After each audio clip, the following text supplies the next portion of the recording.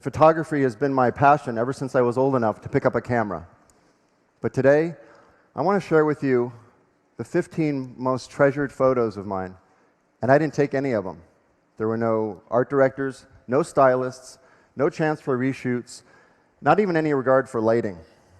In fact, most of them were taken by random tourists. My story begins when I was in New York City for a speaking engagement, and my wife took this picture of me holding my daughter on her first birthday. We're on the corner of 57th and 5th. We happened to be back in New York exactly a year later, so we decided to take the same picture. Well, you can see where this is going. Approaching my daughter's third birthday, my wife said, "Hey, why don't you take Sabina back to New York and make it a father-daughter trip and continue the ritual?" This is when we started asking passing tourists to take the picture. You know, it's remarkable how universal the gesture is of handing your camera to a total stranger. No one's ever refused, and luckily no one's ever run off with our camera. Back then, we had no idea how much this trip would change our lives. It's really become sacred to us. This one was taken just weeks after 9/11, and I found myself trying to explain what had happened that day in ways a 5-year-old could understand. So these photos are far more than proxies for a single moment or even a specific trip. They're also ways for us to freeze time for 1 week in October and reflect on our times and how we change from year to year, and not just physically, but in every way. Because while we take the same photo, our perspectives change, and she reaches new milestones.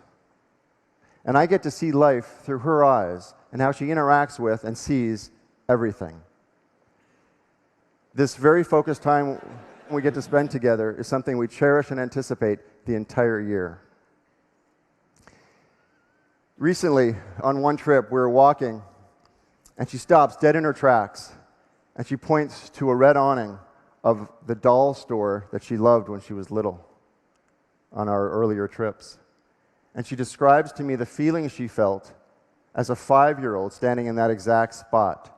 She said she remembers her heart bursting out of her chest when she saw that place for the very first time 9 years earlier.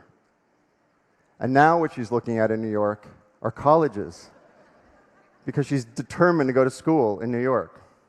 And it hit me. One of the most important things we all make are memories.